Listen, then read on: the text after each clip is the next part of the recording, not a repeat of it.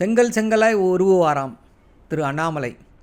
அதுவும் அறிவாலயத்தில் இருக்கக்கூடிய ஒவ்வொரு செங்கலையும் உருவுவாராம்.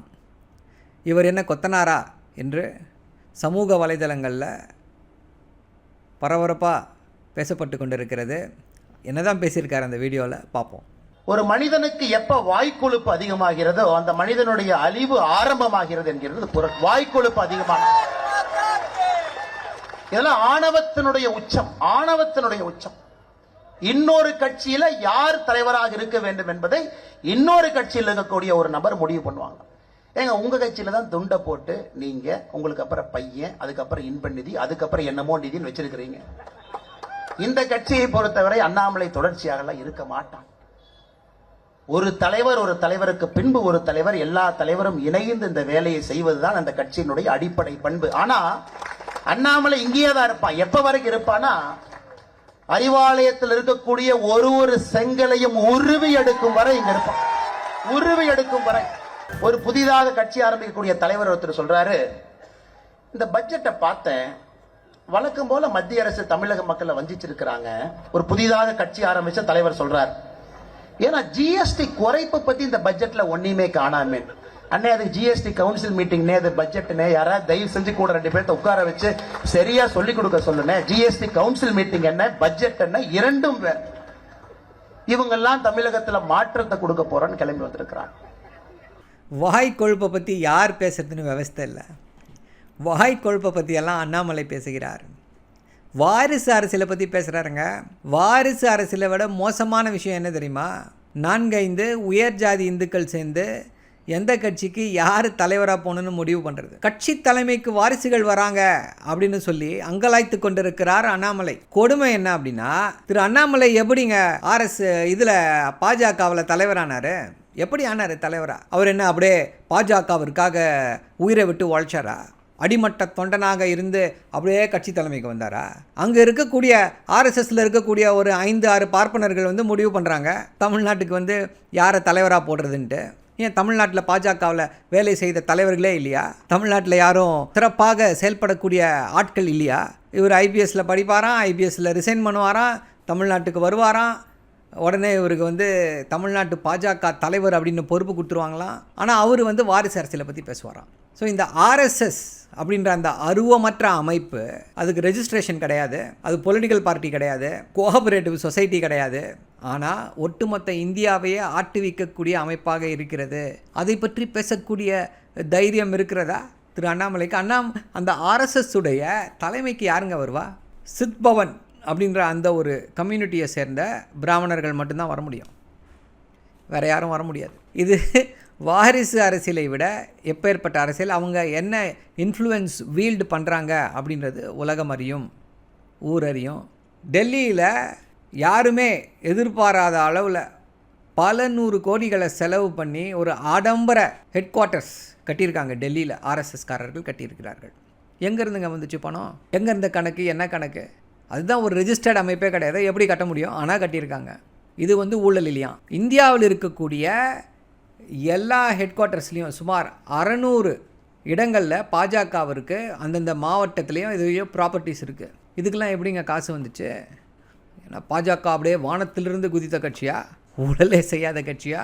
எலக்டோரல் பாண்ட்ஸ்னு சொல்லி ஒரு கேஸ் நடந்துச்சு. அதில் எப்படிப்பட்ட ஊழலை செய்தார்கள்? மிரட்டியில் பணம் பறித்தாங்க எல்லா நிறுவனத்துக்கிட்ட இருந்தும்.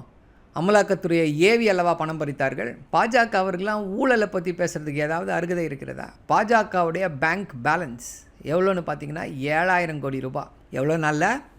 2014 2025 வரைக்கும். காங்கிரஸ் 60 ஆண்டுகளாக ஆட்சியை நடத்தியது. அவங்க பேங்க் பேலன்ஸ் என்னென்னு பார்த்தீங்கன்னா ஏதோ 400 கோடியோ 500 கோடியோ, 10 மடங்கு. ஆனால் நாங்கள் ஊழல் செய்ய மாட்டோங்க, ஊழலுக்கு எதிரானவர்கள். ஆனால் ஊழல் செய்தவர்களை மட்டும் கட்சியில் சேர்த்துப்பாங்களாம். 70,000 கோடி ஊழல் செஞ்சார் ஒருத்தர், அஜித் பவார்னு. அவர் பாஜக ஆட்சியில் நிதியமைச்சராக பொறுப்பேற்றுக் கொண்டார். என்ன ஒரு ரெக்கார்டு! இப்படிப்பட்ட ஒரு மோசமான எக்ஸாம்பிளை வச்சுக்கிட்டு ஊழலை ஒழிக்க பிறந்தவர்களாம் இவர்கள். என்னையா ஜோக் அடிச்சிட்ருக்கீங்க? செங்கலாக உருவாராம். எந்த செங்கலை உருவ முடியும்?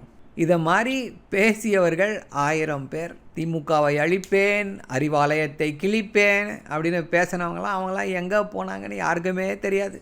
சும்மா மேடையில் பேசி, பாஜக மேடையில் பேசி கைத்தட்டல்களை வாங்க உதவலாம், அவ்வளோதான். அதை தாண்டி வேறு எதற்கும் இது பயன்படாத திரு அண்ணாமலை அவர்களே மனதில் வைத்துக் கொள்ளுங்கள். மோடி அவர்கள் ஏன் எந்த ஒரு பத்திரிகையாளர் சந்திப்பையும் நடத்துவதில்லை? அமெரிக்காவில் அமெரிக்க அதிபர் திரு டொனால்டு ட்ரம்ப்போடு சேர்ந்து கொடுத்த அந்த பத்திரிகையாளர் சந்திப்பில் தெளிவாக வெளியே வந்திருக்கிறது. பத்திரிகையாளர் ஒரு கேள்வியை கேட்குறாரு, ஐயா, உங்களுக்கு ரொம்ப நெருங்கியவர் என்று சொல்லப்படக்கூடிய திரு அதானி வழக்கு சம்பந்தமாக டொனால்டு ட்ரம்ப் கிட்ட நீங்கள் ஏதாவது பேசுனீங்களா அப்படின்னு சொல்லி கேட்குறாங்க. நம்ம ஐயா என்ன பதில் சொல்கிறாரு அப்படின்னா, வாசுதேவ குடும்பக் அப்படின்ற அந்த கோட்பாட்டை, உலகமே எங்கள் வீடு என்ற அந்த கோட்பாட்டை நாங்கள் ஃபாலோ பண்ணுறோம். எல்லா இந்தியர்களும் ஒன்று தான். நாங்கள் 2 தலைவர்கள் பேசும்பொழுது இப்படி இந்த விஷயங்கள் எல்லாம் பேச மாட்டோம் அப்படின்னு சொல்லி சொல்கிறார். திரு மோடி அவர்களுடைய அந்த பாடி லாங்குவேஜ் பார்த்தாலே நமக்கெல்லாம் தெரியும். முதல்ல கொஞ்சம் ரிலாக்ஸ்டாக சிரித்த மாதிரி இருக்கார். இந்த கேள்வி வந்தோடனே அவருடைய முகம் மாறுகிறது. கொஞ்சம் அந்த கடுமை முகத்தில் தெரியுது. முடிக்கும்போது, அந்த ப்ரெஸ் மீட்டை முடிக்கும்போது இப்படின்றாரு. அது அவருடைய அந்த ஃப்ரஸ்ட்ரேஷனுடைய அந்த வெளிப்பாடாக அது தெரிய வருகிறது. இந்தியாவில் இருக்கக்கூடிய ஊடகங்கள், கோடி மீடியா என்று சொல்லக்கூடிய அந்த ஊடக நிறுவனங்கள் அவர்களுடைய பங்கை சரியான முறையில் செய்திருந்தார்கள் என்றால் பாஜகவுடைய ஆட்சி என்ன ஆகியிருக்கும் அப்படின்னு சொல்லி யோசிக்கலாம். ஒரே ஒரு கேள்வி, அதில் வந்து தே ஆர் டோட்டலி எக்ஸ்போஸ்ட். இப்படிப்பட்ட விஷயங்களில் வந்து 2 இவர்கள் பேசுவதில்லை அப்படின்றாங்க, யாருக்கும் தெரியாது. ஆனால் ஸ்ரீலங்காவுடைய எலக்ட்ரிசிட்டி போர்டு டைரக்டர் என்ன குற்றச்சாட்டை வைக்கிறாருன்னா, என்னை பிரசிடெண்ட் கூப்பிட்டாரு, இந்த கான்ட்ராக்டை நீங்கள் வந்து அதானிக்கு கொடுக்கணும்னு சொல்லி அங்கே பிஎம்ஓலேருந்து எனக்கு அழுத்தம் வருகிறது அப்படின்னு சொல்லி சொன்னார். அதே போல் கவர்மெண்ட் டு கவர்மெண்ட் கான்ட்ராக்ட், ஸ்ரீலங்காவில் இருக்கக்கூடிய அந்த port government to government contract, ஆனால் அதானி தான் selected partner from the Indian கவர்மெண்ட்னு சொல்லி சொல்கிறாங்க அப்படின்னு சொல்லியிருக்காங்க. இதுவெல்லாம் எதை காட்டுகிறது? இங்கே நம்ம என்னடான்னா, பாஜக நியாயமான கட்சி, நேர்மையான கட்சி, ஊழலுக்கு எதிரான கட்சி அப்படின்னு இங்கே நீட்டி முழக்கி கொண்டிருக்கிறார்கள். ஊழலின் ஒட்டுமொத்த உருவமே பாஜக தான். இது மட்டுமல்ல, இப்போ இன்னொரு கான்ட்ரவர்சி போயிட்டுருக்கு. பார்டரில் இருக்கக்கூடிய அந்த இடங்களை வந்து அதானியுடைய சோலார் பிளான்ட்டுக்கு கொடுத்துருக்காங்க. இதற்கு வந்து இராணுவம் வந்து முதல்ல ஒத்துக்கலை அப்படின்னு சொல்லி தகவல்கள் வந்து வலைதளங்களிலே, மீடியா எல்லாத்துலேயும் வந்துட்டுருக்கு. இதற்கு பெயரெல்லாம் என்ன? இதற்கெல்லாம் இவர்கள் வந்து பதில் சொல்வார்களா?